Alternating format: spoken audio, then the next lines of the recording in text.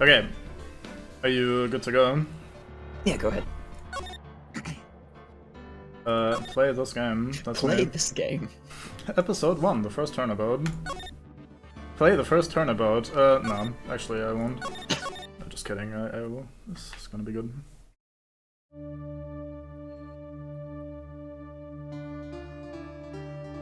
So, is this gonna be you? I suppose so, considering who it is, actually. Damn it! Why me? I can't get caught. Not like this. I've got to find someone to pin this on. Someone like him.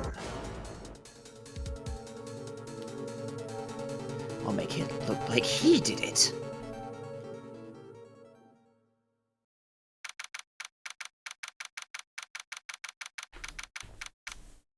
August 3rd, 9:47 AM. District Court, Defendant Lobby number 2. I'll do the narrator voice, I suppose, for like the general text. Fair enough. Boy, am I nervous! Right. Oh, hiya, Chief! I'm glad I made it on time. Well, I have to say, Phoenix, I'm impressed. Not everyone takes on a murder trial right off the bat like this. It says a lot about you, and your client as well. Thanks. Actually, it's, because I owe him a favor. A favor? You mean you knew the defendant before this case? Yes. Actually, I kind of owe my current job to him. He's one of the reasons I became an attorney. Well, that's news to me. I want to help him out any way I can. I just really want to help him. I owe him that much.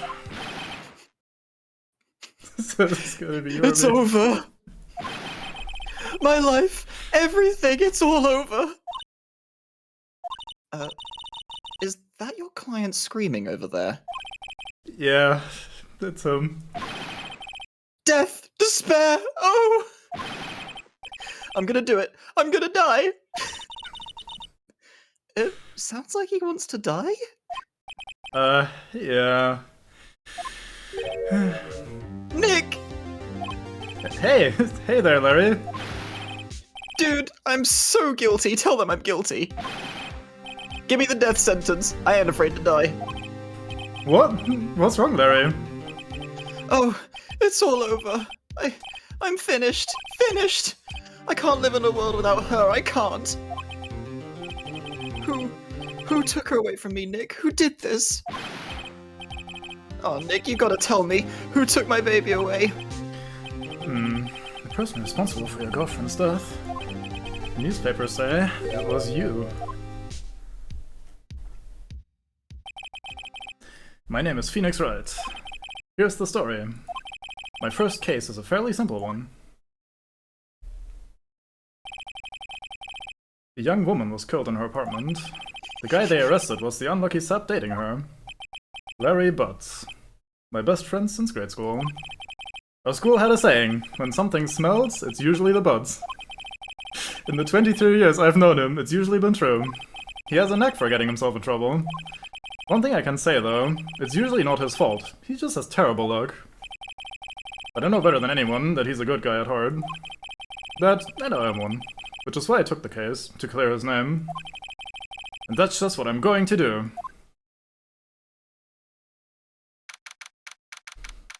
August 3rd, 10 AM, District Court, Courtroom number 2. Alright, Turtle. Court is now in session for the trial of Mr. Larry Butts. The prosecution is ready, Your Honor. The, defense is ready, Your Honor. Ahem. Mr. Wright. This is your first trial, is it not? Yes, Your Honor. I'm a little nervous. Your conduct during this trial will decide the fate of your client. Murder is a serious charge. For your client's sake, I hope you can control your nerves. Thank you, Your Honor. Mr. Wright, given the circumstances, I think we should have a test to ascertain your readiness. Yes, Your Honor. Hands shaking, eyesight fading. The test will consist of a few simple questions. Answer them clearly and concisely. Please state the name of the defendant in this case. Well, we know that one. That's good old Larry over here. The defendant? Well, that's Larry Butts, Your Honor. Correct. Just keep your wits about you and you'll do fine. Next question. This is a murder trial. Tell me, what's the victim's name? Phew, I know this one. Glad I read the case report cover to cover so many times. It's... wait... Uh-oh... No way, I forgot. I'm drawing a total blank here. Phoenix, are you absolutely sure you're up to this? You don't even know the victim's name? Oh, the victim. Of course I know the victim's name. I, just forgot. Temporarily. I think I feel a migraine coming on. Look, the victim's name is listed in the court record. Just press tab to check it at any time, okay? Okay, let's press tab and have a look. So we have an attorney's badge. No one would believe I was a defense attorney if I didn't carry this. We're gonna shove this into everyone's face, of course. And we have Cindy's autopsy report. Time of death, 31st. Yeah, 7:31st. 4 p.m. to 5 p.m. Cause of death, loss of blood due to blunt trauma. Can we read more of those? We also have profiles, right? We have Mia Fey, age 27, chief attorney at Fey & Co., my boss and a very good defense attorney. We have Larry Butts, age 23, the defendant in this case, a likable guy who has been my friend since grade school. We have Cindy Stone, age 22, the victim in this case, model, she lived in an apartment by herself. And we have Winston Payne, age 52, the prosecutor for this case, lacks presence, generally bad at getting his point across. Okay, so Cindy Stone, age 22. Tutorial. Yeah. Fucking Larry Butts. Okay.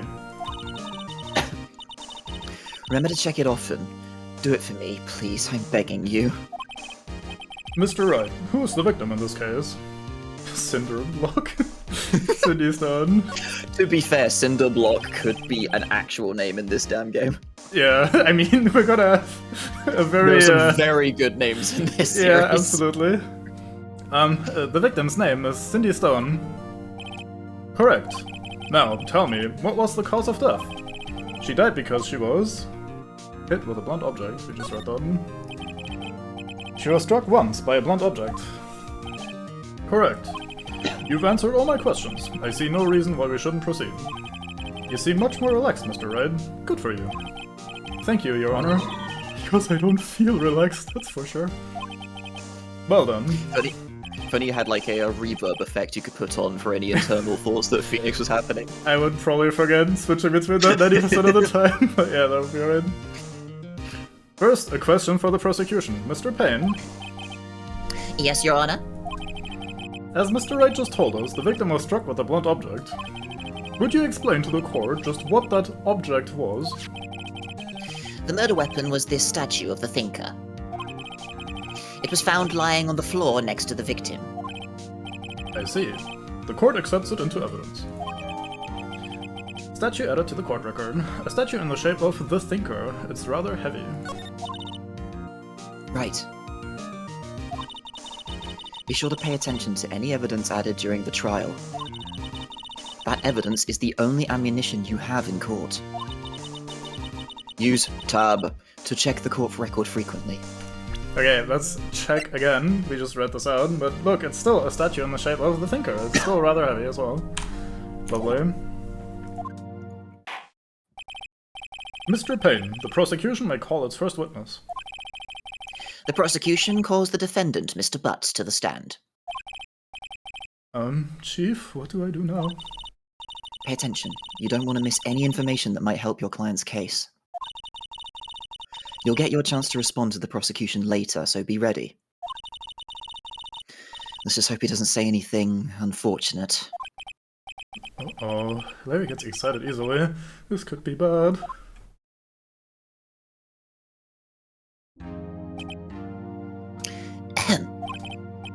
Mr. Butts, is it not true that the victim had recently dumped you? Hey, watch it, buddy! We were great together. We were Romeo and Juliet, Cleopatra and Mark Anthony. Didn't they all die? I wasn't dumped. She just wasn't taking my phone calls or seeing me. Ever. What's it to you, anyway? Mr. Butts, what you describe is generally what we mean by dumped. In fact, she had completely abandoned you and was seeing other men. She just returned from overseas with one of them the day before the murder. What do you mean, one of them? Lies! All of it lies! I don't believe a word of it! Your Honor, the victim's passport. According to this, she was in Paris until the day before she died. Passport added to the court record. The victim apparently arrived home from Paris on 7/30th, the day before the murder. Indeed. She appears to have returned the day before the murder. Dude, no way. The victim was a model, but did not have a large income. It appears she had several sugar daddies. Daddies? Sugar? Yes, older men who gave her money and gifts. She took their money and used it to support her lifestyle. Dude! We can clearly see what kind of woman this Miss Stone was. Tell me, Mr. Butts, what do you think of her now? Right? I don't think you want him to answer that question. Yeah, there is a way of running his mouth in all the wrong directions. Should I... what do you think? Do we wait and see what happens, or do we stop him from answering?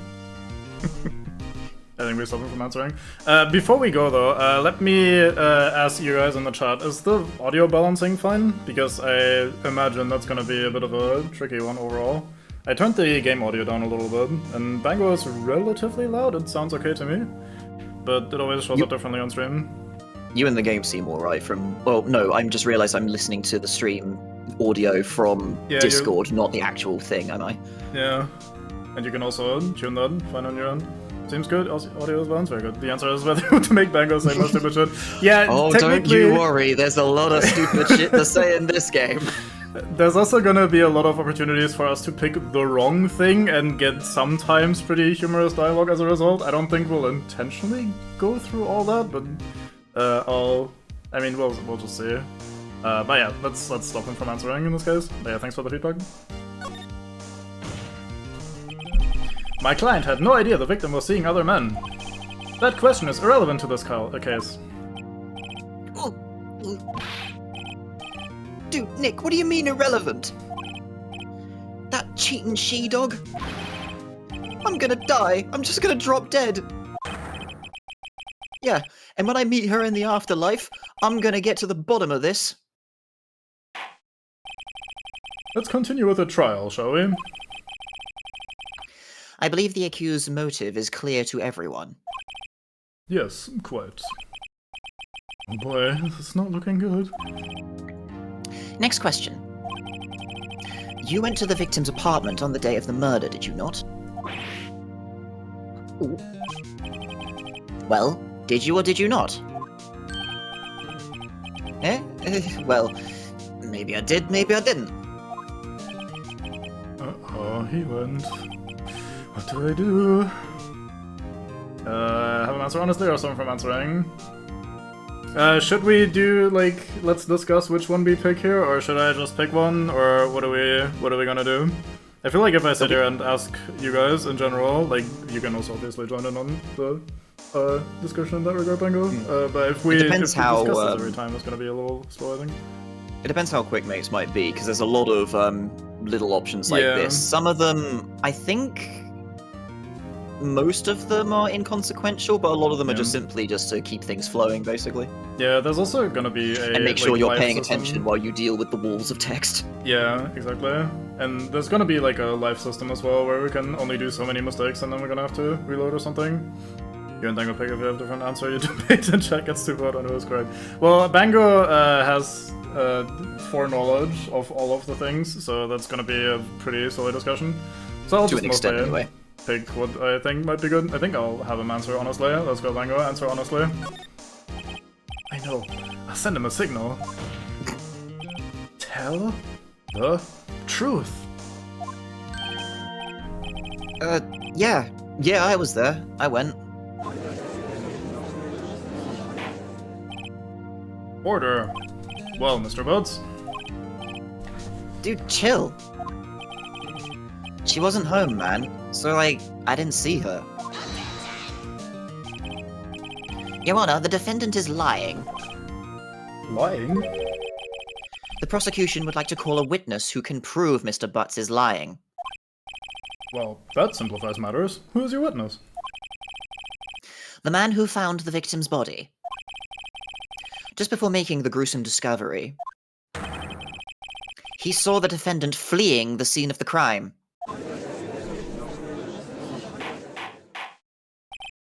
Order! Order in the court! Mr. Payne, the prosecution may call its witness. Yes, Your Honor. This is bad.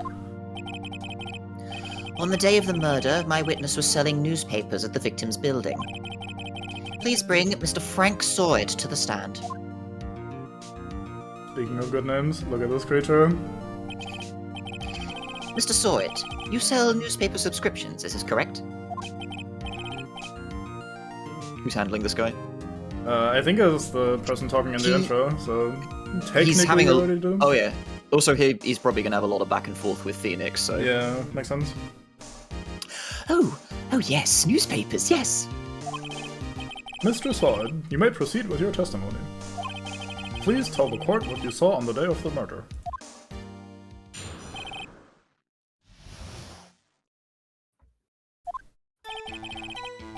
I was going door to door selling subscriptions when I saw a man fleeing an apartment.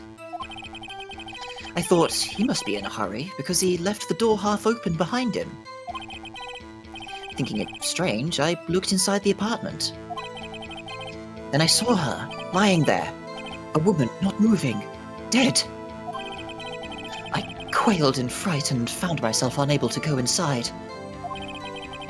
I thought to call the police immediately. However, the phone in her apartment wasn't working. I went to a nearby park and found a public phone. I remember the time exactly. It was 1 p.m. The man who ran was without a doubt the defendant sitting right over there.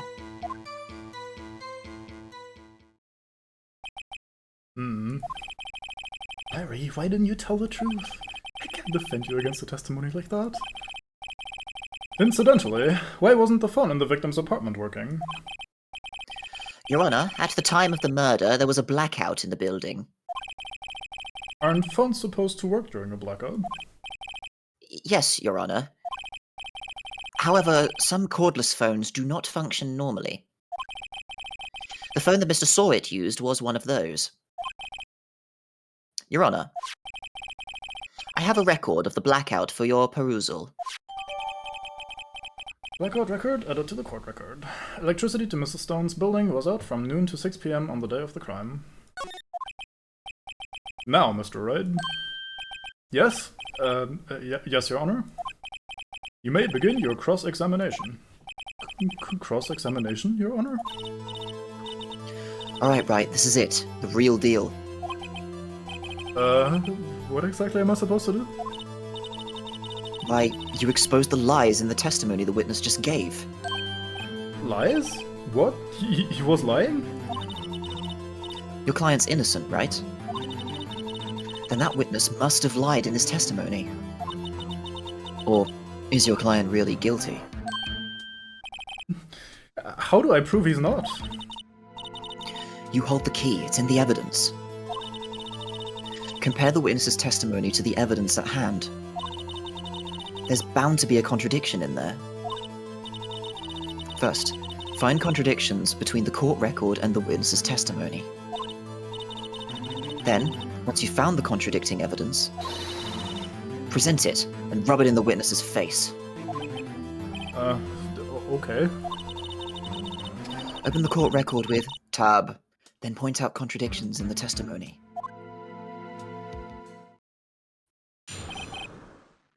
This is a pain in the ass. I have to read these accounts twice. Unless you're going to like well, skip it's through probably- and just do your objections. I think we shouldn't read them out multiple times because we might go through them multiple times on the harder stuff as well. So I think you having to read it every time might be a little much, but I'm not going to stop you if you want to read it.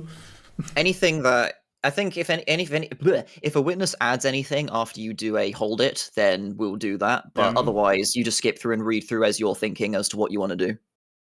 Okay. Well, not like a proper read through, but like you know what I mean. It's going door to door selling subscriptions. I mean, I'm gonna press him on every single thing anyway. So Fair enough.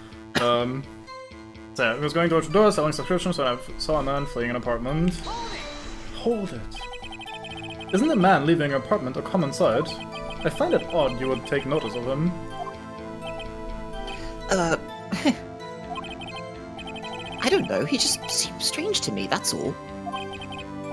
Like he was mad and yet frightened at the same time. Just like a criminal fleeing the scene of the crime. The defense requests the witness refrain from conjecture. Of course, the witness means that... What the witness means is that the man he saw looked suspicious. So, what happened next? Thought he must be in a hurry because he left the door half open behind him.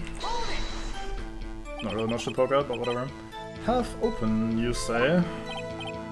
Yes, the door was open halfway, yes. I watched for a moment, but no one came to close the door. That's odd. A big city like this, I thought. I see. And what happened next? Thinking it's strange, I looked inside the apartment. What gave you the idea to do that? Well, the door was half open, you see. Isn't it only human to want to peek? We climb mountains because they are there. It's the same thing. Truer words have never been spoken. Anyone would look inside. Why did paint come off so quickly? So, you looked into the apartment. What happened then?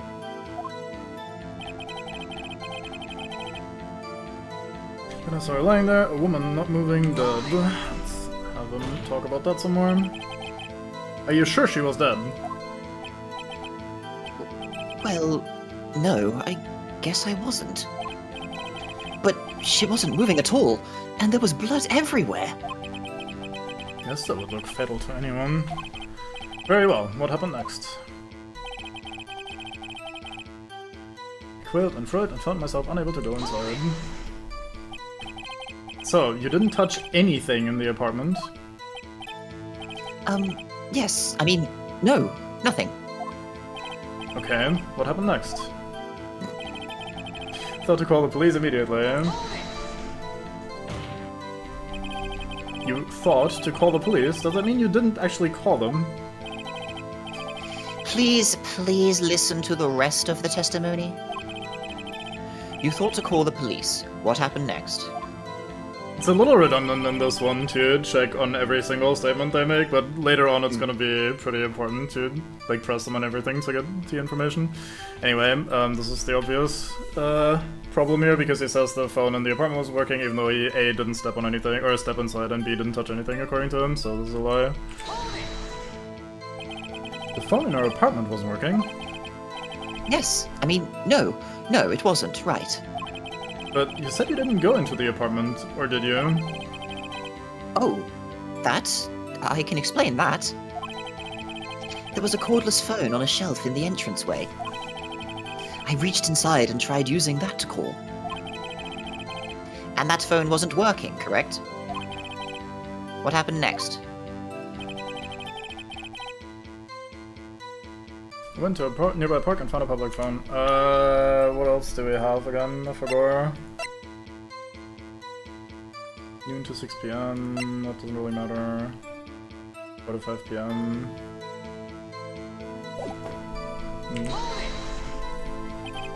Why use a public phone? Well, you see, I don't have a cell phone. And being the middle of the afternoon, there was no answer at the nearby apartments. Alright, what time did you call again? I remember the time exactly, it was 1 PM. So here's the one we can directly contradict because we know the time of the murder was between 4 to 5. You found the body at 1 PM, you're sure? Yes, it was 1 PM for certain. Frankly, I find that hard to believe. Your statement directly contradicts the autopsy report. The autopsy notes the time of death at some time after 4 PM. There was no body to find at 1 PM. How do you explain this 3-hour gap? Oh, that. This is trivial. The witness merely forgot the time. After his testimony, I find that hard to believe. Mr. Sod, why were you so certain that you found the body at 1 PM? Gee, that's a really good question. Great job, Wright. Way to put him on the spot. That's all you have to do. Point out contradictions. Lies always beget more lies. See through one, and their whole story falls apart. Wait! I remember now! Would you care to give your testimony again?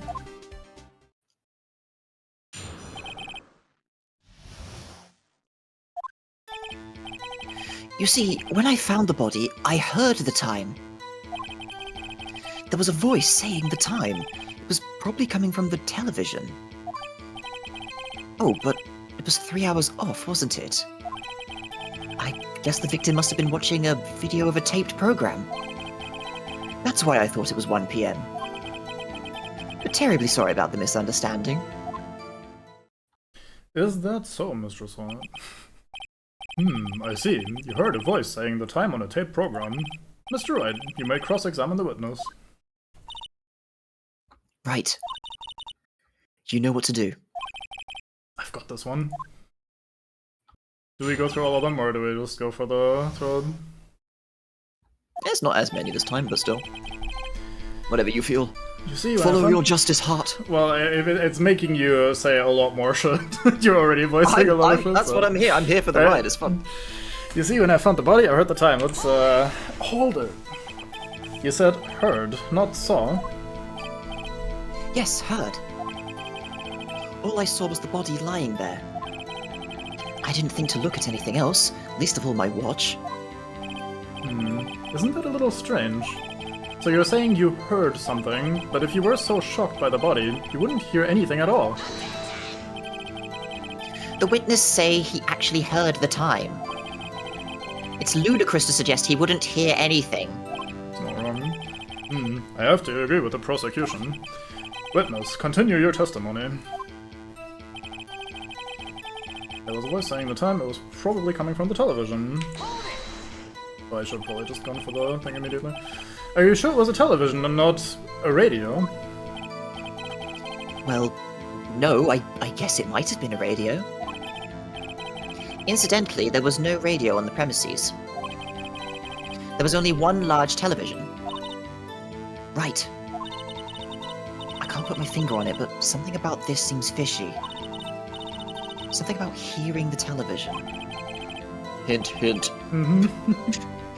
The witness has testified he heard the time.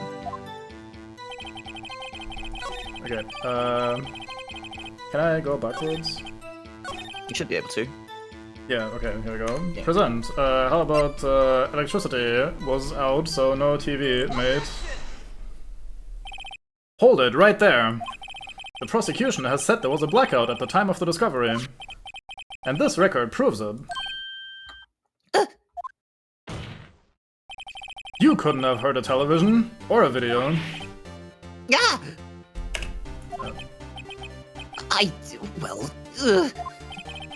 The defense has a point. Do you have an explanation for this, Mr. Sword? No, I find it quite puzzling myself, quite.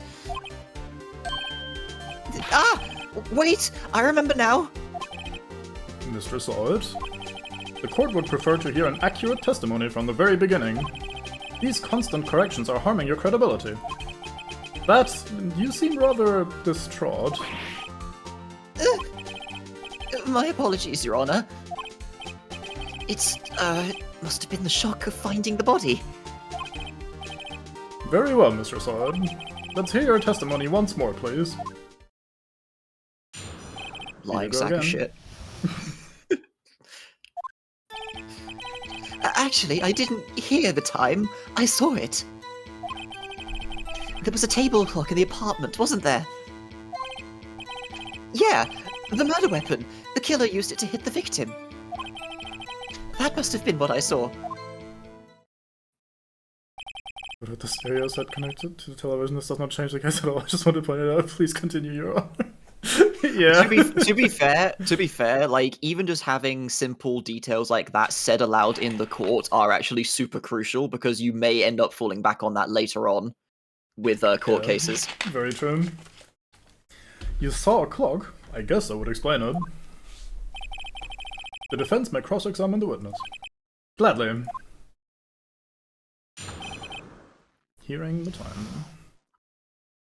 By the way, I keep moving my mouse across the screen. I know you guys can see my mouse cursor. If that's upsetting you, I'm very sorry. It's just force of habit. I'm playing a game using, well, somewhat keyboard and mouse, so I'm using my mouse, even if I don't have to necessarily click on everything in detail. So I want to address it and apologize in advance for anyone being upset. Actually, I didn't hear the time I saw it. Let's press, even though it doesn't really matter. Oh boy, we get the proper music now. That strikes me as a very suspicious mistake. Yes, I can see how you'd be a little doubtful. I'm really sorry, I only just remembered that table clock. A table clock?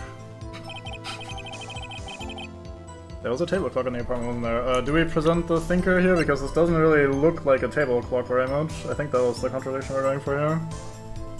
Fuck it, let's end it. Wait, just a moment.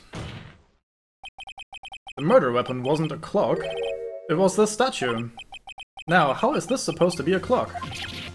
You with your objections and your evidence? Just who do you think you are? Just answer the question, Mr. Solid.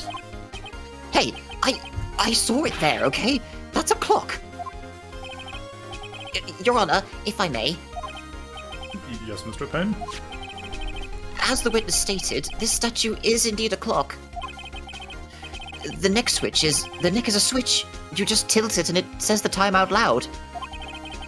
As it doesn't look like a clock, I submitted it as a statue. My apologies. I see. So, the murder weapon was a table clock after all. Well, Mr. Wright, it appears that the witness's testimony was correct. This is a clock. Do you have any problems with his testimony now? Sure, because he wouldn't fucking know that unless he fucking had it in his hands. Your Honor, there is a gaping hole in the witness's testimony. The only way he could have known the weapon was a clock is to hold it in his hands. Yet the witness testified that he never entered the apartment. Clearly a contradiction. Indeed. The witness knew it was a clock because he went into the apartment. You're lying. You were inside the apartment on the day of the murder. Oh yeah? Prove it. Prove I went in there. I'll do better than that. I can prove you were the one who killed her. You struck her with the clock, and the shock of the blow triggered the clock's voice. That was the sound you heard. Phoenix absolutely sends it. Yep. He does that a lot. Order in the court. Intriguing. Please continue, Mr. Wright. Yes, Your Honor. Mr. Sod, the sound must have left quite an impression on you. Understandable, since the murder weapon spoke just as you hit the victim. That voice was burned into your mind. That's why you were so certain about the time. What's the meaning of this? This is all baseless conjecture. Baseless? Just look at the witness's face! Would the witness care to elaborate? Did you strike the victim with the clock? That day, I never... Look, clock, I heard... No, I mean, I saw... Shut up! I hate you! Kind of omitting a couple of shots. Alright, fine. It was him, I tell you. I saw him. He killed her, and he should burn! Burn! Give him death! Order! Order in the court, I say. Your Honor, a moment, please. There isn't a shred of evidence supporting the defense's claims. Mr. Wright, Your Honor, you claim the sound the witness heard came from the clock. Do you have any evidence? The whole case is riding on this. I'd better think it through carefully. Your Honor, the sound Mr. Sawyer heard was definitely this clock. A fact which is clear if you simply try sounding the clock, because it's still set to the other time zone where she was from. I would love to see Mia's face off screen when Phoenix suddenly said that the witness is the guy who killed him. Yeah. Just being there like, what the? Okay, hold on, slow down, Phoenix. You're doing alright, but look, cool it a little bit. Let's not make any accusations just yet. Let's sound the clock, now, here in this court. Your Honor, may I have the clock? I ask the court to listen very carefully. Beep. I think it's 8:25. that certainly is a strange way to announce the time. Well, he is the thinker, after all. So, we've heard the clock. What are your conclusions, Mr. Wright? Mr. Payne, can you tell me what time it is now? It's 11... It's 11:25. Sorry for so loud. You're right. As you can see, this clock is exactly 3 hours slow. Precisely the discrepancy between what Mr. Sawyer heard and the actual time of death. So, Mr. Sawyer, try to talk your way out of this one.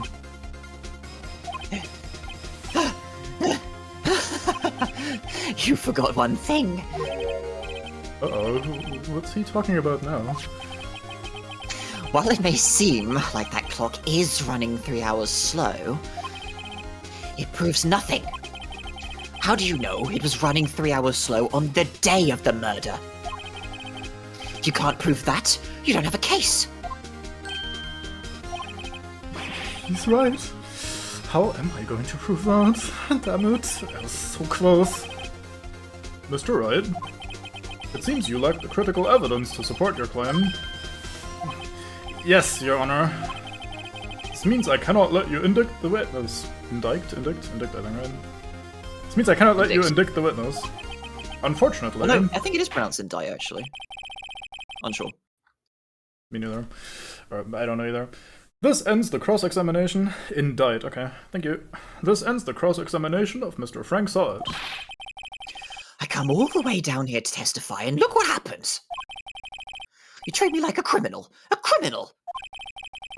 You lawyers are all slime. I almost had him. Sorry, Larry. I failed you. There's nothing I can do about it now. Not so fast, Mr. Sawyer. Mia! I mean, Chief! Listen up, Wright. Don't throw this one away. Not like this. Think. But, Chief, it's over. I can't prove the clock was slow the day of the murder. Nobody can prove that. Well, yes. But that doesn't mean you can't still win. Try thinking outside the box. Don't waste time doubting the facts. Assume the clock was 3 hours slow, and think through it. Ask yourself, why was the clock 3 hours slow? Figure out the reason, and you'll have your proof. Right? Can you think of a reason as to why the clock would be 3 hours slow? Yes. Wait! Maybe I can prove it. You must have evidence somewhere that can prove it, right? Find it, and let him have it.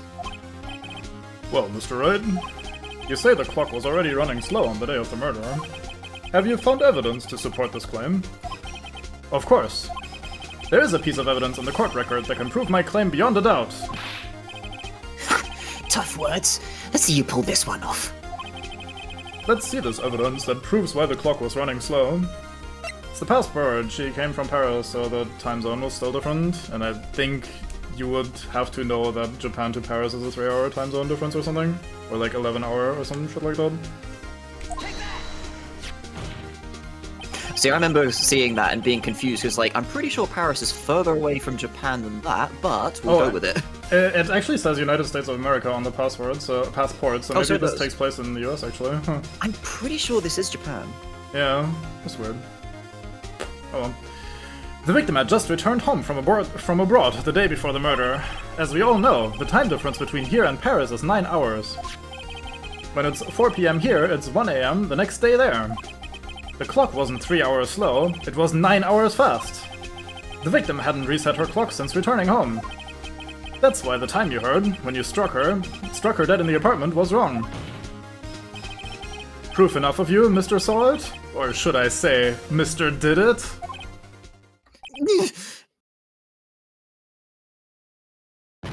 He dies. Dies.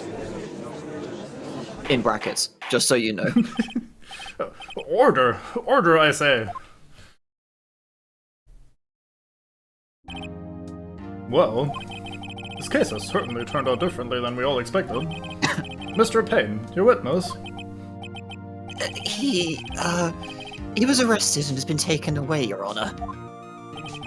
Very well. Mr. Wright. Yes, Your Honor. I have to say, I'm impressed. I don't think I've ever seen someone complete a defense so quickly. And find the true culprit at the same time. Thank you, Your Honor. At this point, this is only a formality, but... This court finds the defendant, Mr. Larry Butts, not guilty. Fucking confetti. And with that, this court is adjourned.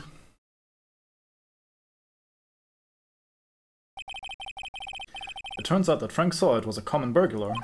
He posed as a newspaper salesman to check and see when people were out of the house. That day... When Larry went to her apartment, the victim wasn't home. After he left, Mr. Saw It let himself in to do his dirty work. While he was searching her place, the victim returned. Flustered, Mr. Saw It grabbed the nearest blunt object he could find.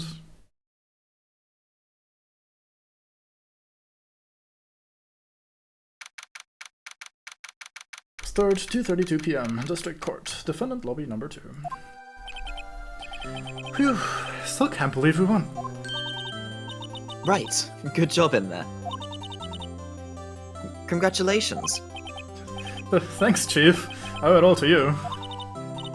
Not at all, not at all. You fought your own battles in there. It's been a while since I've seen a trial end on such a satisfying note. I've never seen the Chief looking this happy. She's this glad. Imagine how Larry must feel. My life is over. Larry, you're supposed to be happy. What's wrong now? Aw, Nick. Don't worry about me. I'll be dead and gone soon. Good. Wait, no, I mean bad. Larry, you're innocent. The case is closed. But my Cindy Windy's gone, man. Gone forever. Larry, she was a... Nah, never mind. Congratulations, Harry. Harry? Yes, you. I can practically see the headlines now. Harry Butts innocent. Thanks. I really owe you one. I won't forget this, ever. Let's celebrate. Dinner? Movie? My treat. Oh, no, I couldn't. Hey, I was the one who got you off the hook. Oh, hey. Here, take this. It's a present. A present? For me? Wait, wasn't this the evidence that... Actually, I made this clock for her. Relevant plot point. I made one for her, and one for me. Really? You made this? Well, thank you. I'll keep it as a memento. Yo, Nick. Can you believe it? I was so into that chick, and she was just playing me for a fool. Did that make you want to just cry? Larry... Are you so sure? Excuse me? I think she thought quite a lot of you in her own way. Nah, you don't gotta sympathize with me. It's okay. Oh, I'm not just sympathizing. Really? Isn't that right, Wright? Don't you have something to show your friend? Something that proves how she felt about him. Huh? Oh, yeah, right. What the heck is she talking about? I think she's talking about the statue, if I remember correctly, because it shows she took the present all the way over to Paris on her trip rather than leaving the heavy statue at home. Unless you want to prove that you're a lawyer. Check this out, Larry. Proof positive you weren't just some chump to her. Huh? What about that clock? This is the clock you made for her, Larry. Someone's phone is calling, or this BGM as a default sound, so tune in. I don't hear anything. Uncertain. Outside. Maybe you have a phone call happening in your place, actually. Where is my phone even? I just checked mine, there's nothing on it. It's in the background music that he's saying. Fair enough. I don't hear him. I also don't know that tune very well, so... Also, this game is fucking ancient, I'm sure Samsung just stole it or something. This is the clock you made for her, Larry. And she took it with her when she traveled.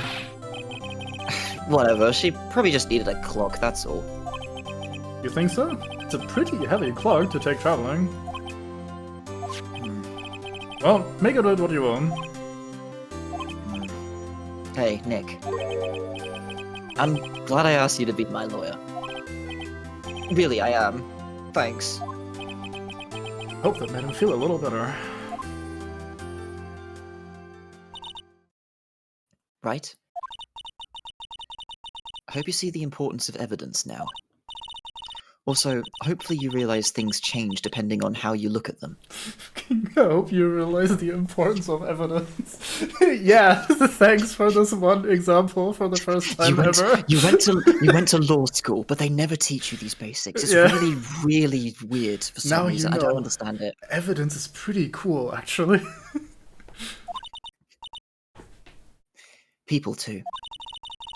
We never really know if our clients are guilty or innocent. All we can do is believe in them. And in order to believe in them, you have to believe in yourself. Right. Listen. Learn. Grow strong. Man, it sounds like you're almost gonna fucking die. And become a Pokemon master. Yeah. Go catch every case. Never let go of what you believe in. Never. Well, I think our work here is done. Shall we be off? Yeah, I guess so. Say, how about dinner? On me? We'll drink a toast to innocent butts. Yeah!